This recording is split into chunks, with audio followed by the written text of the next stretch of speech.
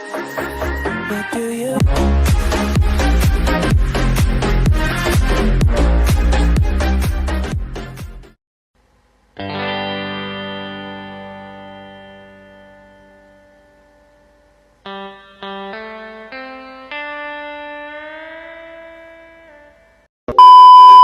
Assalamualaikum warahmatullahi wabarakatuh.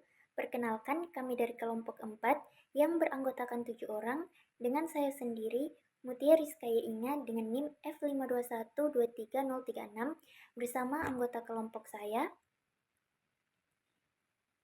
yaitu Moh Herdiansyah dengan NIM F521233037, Moh Ariel Abizar dengan NIM F521233038, Sofia Ismar Hermansyah dengan NIM F521235052, Misbahuddin dengan NIM F521235057, Aura Rahmadani dengan NIM F523 F521236061 dan Fathul Mubarak dengan NIM F521236066.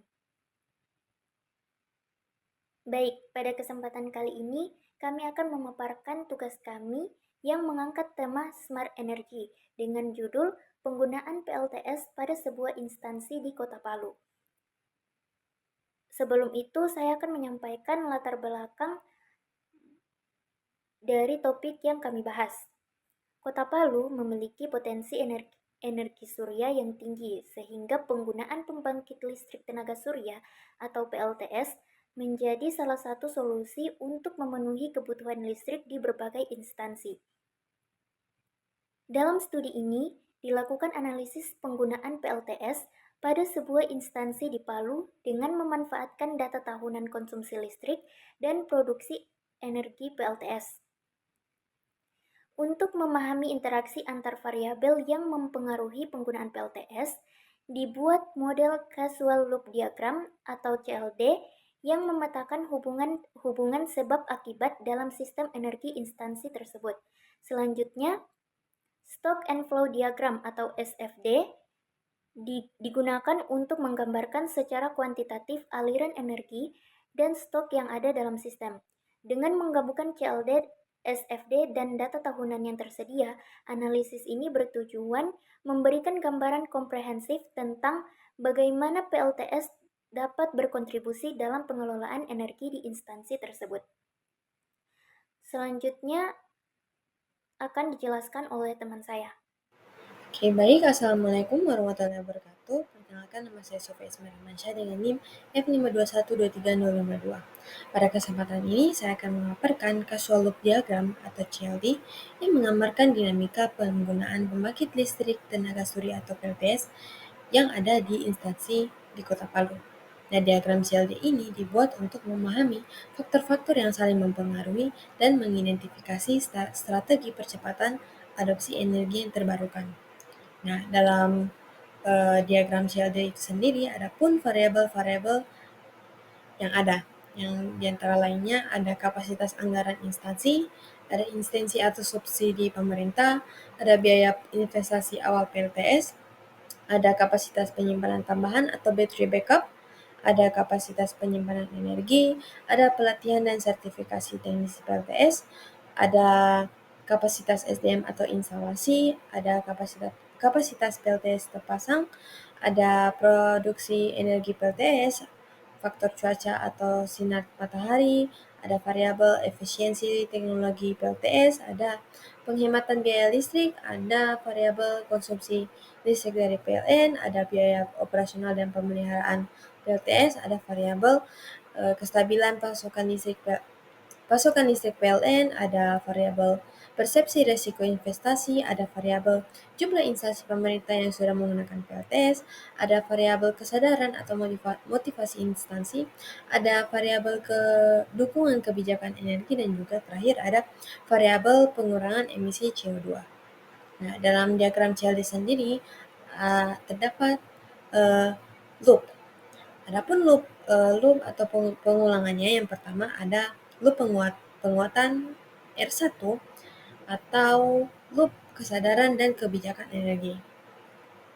Nah, bisa teman-teman lihat dalam loop penguatan R1, ketika ada variabel dukungan kebijakan energi dari pemerintah, maka akan meningkat variabel kesadaran dan motivasi instansi untuk menggunakan energi terbarukan. Nah, kesadaran yang meningkat ini akan mendorong lebih banyak instansi untuk mulai menggunakan PLTS.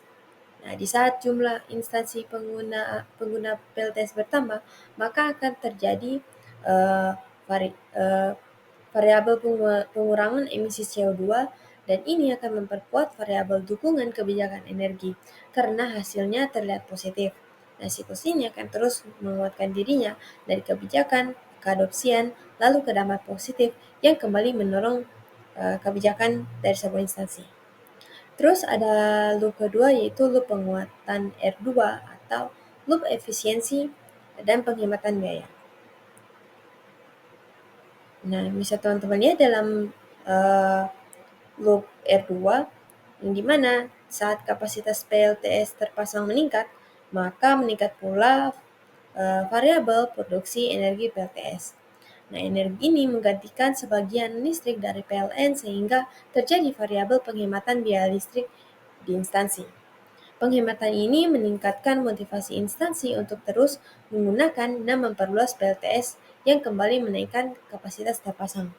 Selain itu, ada variabel efisiensi teknologi PLTS dan variabel kapasitas penyimpanan energi juga memperkuat produksi energi dari PLTS. Dan dengan begitu, semakin besar manfaat yang dirasakan, semakin kuat dorongan untuk memperluas penggunaan PLTS. Terus loop ketiga yaitu ada loop penyeimbang B1 atau loop hambatan biaya awal. Nah, dari loop penyeimbang B1 ini kita juga perlu memperhatikan keseimbangan antar loop satu sama lain. Nah, salah satu hambatan utama adalah terletak pada variabel biaya investasi awal PLTS yang lumayan tinggi. Nah, biaya ini bisa menurunkan niat instansi untuk memasang PLTS. Tapi jika ada variabel pemerintah memberikan insentif atau subsidi, maka beban biaya ini bisa dipres atau bisa ditekan. Nah, insentif ini biasanya diberikan jika ada variabel kapasitas anggaran instansi atau pemerintah cukup memadai. Nah, ketika biaya investasi berkurang, maka semakin banyak instansi yang bisa memasang PLTS. Jadi meskipun ini adalah new loop penyeimbang, arti yang dimana bisa menahan laju adopsi, namun jika dikelola dengan insentif yang baik, hambatan ini bisa teratasi. Nah, adapun variabel pendukung lainnya yang saling terhubung dari antara loop-loop yang ada, itu yang pertama ada variabel pelatihan dan sertifikasi teknisi PLTS yang akan meningkatkan variabel kapasitas SDM instalasi yang mendorong lebih banyak PLTS terpasang. Terus ada variabel pendukung untuk variabel faktor cuaca dan sinar matahari, yang dimana variabel ini sangat mempengaruhi seberapa besar variabel produksi energi PLTS setiap harinya. Terus ada variabel biaya operasional dan pemeliharaan PLTS yang juga menjadi pertimbangan meskipun relatif lebih kecil dibandingkan biaya awalnya. Terus ada variabel tingkat adopsi teknologi ramah lingkungan yang secara umum juga berkontribusi dalam meningkatkan motivasi instansi. Yang dimana semakin tinggi adopsi, semakin positif persepsi resiko investasi atau variabel persepsi resiko investasi terhadap PLTS. Baik, Assalamualaikum warahmatullahi wabarakatuh. Di sini saya akan menjelaskan diagram SFT yang lanjutan dari di kami. Yang dimana seperti kita lihat gambaran umumnya itu ini ada stok dan juga flow yang menggambarkan dinamika sistem pembangkit listrik. Tengah diagram ini kita dapat melihat kapasitas PLTS terpasang sebagai stok utama. Ini adalah akumulasi total dari kapasitas PLTS yang sudah beroperasi. Stok ini bertambah melaju melalui instalasi PLTS dan berkurang melalui laju pengurangan kapasitas PLTS. Dan juga laju instalasi PLTS adalah flow yang menambah kapasitas, dipengaruhi oleh beberapa variabel. Seperti kita lihat ada biaya investasi awal PLTS, yang dimana variabel luarnya itu ada maksimal anggaran, target kapasitas, maksimal subsidi, dan juga intensif atau subsidi dari pemerintah yang memengaruhi nilai dari biaya investasi awal PLTS tersebut yang kemudian akan menuju mengaruhi laju instalasi PLTS. Dan juga di bawahnya ada dukungan kebijakan energi, base install rate, dan juga pengurangan emisi CO2 yang dari produksi energi PLTS. Yang kemudian itu semua panahnya ujungnya mengaruhi laju instalasi PLTS. Dan juga untuk internalnya yaitu kesadaran instansi yang dimana dukungan kebijakan energi berpengaruh dan juga untuk maksimal kebijakan itu berpengaruh ke kesadaran atau motivasi instansi ke laju instalasi PLTS-nya. Nah, di sebelah kanan ini ada variabel luar yaitu kestabilan pasokan listrik yang mempengaruhi variabel yaitu konsumsi listrik dari PLN yang dimana dia berkumpul di penghematan biaya listrik. Di penghematan biaya listrik ini ada dari produksi energi PLTS yang dipengaruhi oleh faktor cuaca, yang kedua tarif listrik, dan juga konsumsi listrik dari PLN.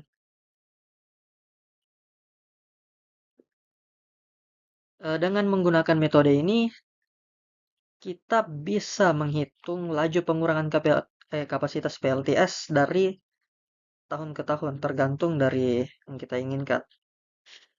Faktor eksternal sangat berpengaruh juga seperti faktor cuaca, contohnya ke produksi energi PLTS. Baik, selanjutnya akan dilanjutkan oleh teman saya di bagian output diagram SFD-nya. Terima kasih. Baik, di sini saya akan menjelaskan hasil simulasi dari sistem flow diagram atau SFD untuk implementasi PLTS yang telah kami buat. Dari hasil running model, kita dapat melihat perilaku sistem selama periode 2020 sampai dengan 2050. Berikut ini adalah grafik laju pengurangan kapasitas PLTS yang dihasilkan dari simulasi. Sumbu horizontal menunjukkan waktu dalam bulan, mulai dari tahun 2020 hingga 2050. Dari grafik ini dapat kita amati beberapa hal penting. Tahun 2020 laju pengurangan kapasitas dimulai dari sekitar 2,5 mW per tahun. Seiring waktu terjadi penurunan yang bersifat eksponensial hingga mencapai mendekati 0,5 mW per tahun pada tahun 2050. Kurva menunjukkan penurunan yang halus, konsisten, tanpa fluktuasi ekstrim. Pola ini menunjukkan bahwa seiring berjalannya waktu, laju degradasi kapasitas PLTS semakin menurun. Hal ini bisa dijelaskan oleh beberapa faktor. Yang pertama, teknologi PLTS semakin mature sehingga komponen lebih tahan lama. Prosedur maintenance yang lebih baik membuat umur sistem lebih panjang. Dan yang terakhir, tingkat replacement atau penggantian semakin rendah menandakan sistem yang stabil dan efisien. Setelah itu, berdasarkan hasil ini, ada beberapa insight penting yang bisa diambil. Sistem PLTS menunjukkan arah menuju keseimbangan karena degradasi kapasitas semakin kecil. Model yang digunakan cukup realistis karena menunjukkan pola eksponensial yang sesuai dengan teori degradasi teknologi. Dari sisi keberlanjutan, simulasi menunjukkan bahwa sistem PLTS ini bersifat sustainable dengan laju penurunan yang semakin melambat. Oke, baik. Assalamualaikum warahmatullahi wabarakatuh.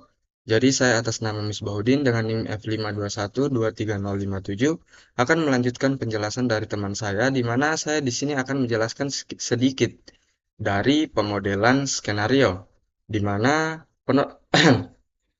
di mana pemodelan skenario-nya kami sendiri dimulai dari data bahwa konsumsi awal dari si listrik dari PLN sendiri, di mana konsumsi listrik dari PLN sendiri kita bisa melihat di situ, bahwa setiap tahunnya dari tahun 2015 akan selalu mengalami kenaikan sampai di tahun 2025. Nah, oleh karena itu, kami membuatkan sebuah skenario, di mana skenarionya nanti itu, di mana produksi energi dari PLTS ini nantinya akan mengurangi konsumsi listrik dari PLN. Nah, sebelum itu, saya akan menjelaskan sedikit dari mana awal dari skenarionya. Di mana di sini, skenarionya itu bermula dari yang eh, kapasitas PLN yang terpasang, yaitu di mana itu adalah jumlah unit dari PLTS yang terpasang berkat dukungan dari subsidi pemerintah, dukungan kebijakan energi, kesadaran dan motivasi instalasi, dan yang lainnya. Kemudian di sini, eh, dari laju instalasi itu, kita dapat melihat kapasitas PLN yang terpasang. Kemudian di sini akan mengarah ke produksi energi dari PLTS itu sendiri, kemudian akan mengarah ke penghematan biaya listrik, dan selanjutnya akan mengarah ke pengurangan dari konsumsi listrik dari PLN. Nah, untuk rumusnya sendiri, di sini saya akan menjelaskannya seperti ini. Nah, jadi yang pertama yaitu di sini kita punya ada shadow variable time, di mana itu akan digunakan untuk membantu dalam skenario kondisi dari skenario yang akan dijalankan. Di mana di sini kita punya kondisi di mana if then else jika time yang dalam unitnya itu tahun itu lebih besar sama dengan 2026, maka akan dijalankan kapasitas PLTS yang terpasang. Di situ akan mengambil jumlah dari berapa unit PLTS yang terpasang di tahun itu. Kemudian kita akan mengalihkannya dengan 1168 kWh, di mana itu adalah jumlah energi yang rata-rata dihasilkan per tahun oleh satu unit PLTS. Kemudian jika kondisi ini tidak terpenuhi, maka akan dikembalikan nilai nol. Artinya, jika dia di bawah tahun 2026, artinya PLTS ini belum diterapkan. Kemudian, dari itu, kita lanjut ke penghematan biaya listrik, di mana penghematan biaya listrik ini akan dihitung dari produksi energi dari PLTS tadi. Nah, data dari ini akan dihitung bahwa berapa jumlah dari penghematan biaya listrik yang telah dilakukan. Kemudian kita lanjut ke konsumsi listrik dari PLN, di mana konsumsi listrik dari PLN ini sendiri, di mana kalau kita lihat dari data, itu dia peningkatan per tahunnya itu ada 100.000 kWh. Kemudian kita akan menguranginya dari produksi energi yang disediakan oleh PLTS tadi. Nah, di mana ini nantinya akan kita gunakan untuk mengurangi konsumsi listrik per tahun, sehingga konsumsi listrik dari PLN yang kita gunakan per tahun yang setiap tahunnya itu akan meningkat, itu akan dikurangi dengan produksi energi dari PLTS yang setiap tahunnya meningkat. Jadi kita akan eh, mendapatkan hasil akhir yang menggambarkan grafik penurunan dalam penggunaan konsumsi listrik dari PLN. Nah, yang itu akan dilanjutkan oleh teman saya. Itu saja dari saya. Baik, saya di sini akan menjelaskan grafik skenario. Nah, pertama itu ada konsumsi listrik. Jadi, grafik ini menggambarkan tren konsumsi listrik yang dipasok oleh perusahaan PLN dari tahun 2015 hingga 2035. Terus bisa kita lihat sini sepanjang periodenya itu, tingkat konsumsi listrik dari PLN ini cenderung stabil dan tidak ada fluktuasi besar dalam atau perubahan signifikan dalam jumlah listrik yang dikonsumsi. Terus, kedua itu dia produksi energi dari PLTS. Nah, grafik ini menunjukkan perkembangan produksi energi yang dihasilkan oleh pembangkit listrik tenaga surya atau PLTS. Nah, dalam perentangan waktu yang sama, waktu itu dari tahun 2014 hingga 2035, produksi energi PLTS ini berada dari titik nol. Nah, yang mengindikasikan belum adanya kontribusi energi dari sumber ini. Namun setelah di 2025 itu terjadi peningkatan yang cukup signifikan dalam produksi energi PLTS. Mungkin itu saja yang saya bisa jelaskan dari Costrip. Selanjutnya itu ada Grab. Saya akan menjelaskan lagi di grafik Grab. Nah, jadi grafik ini menampilkan data konsumsi listrik yang berasal dari perusahaan listrik PLN dari tahun 2015 hingga tahun 2035. Terus secara visualnya itu garis pada grafik menunjukkan bahwa tingkat konsumsi listrik dari PLN ini dia cenderung stabil sepanjang periode waktu tersebut. Terus meskipun terdapat sedikit fluktuasi kecil secara keseluruhan tidak terlihat adanya peningkatan atau penurunan yang signifikan dalam jumlah listrik yang digunakan dari sumber utama selama 2 dekade yang diproyeksikan. Datanya bisa dilihat di gambar tersebut.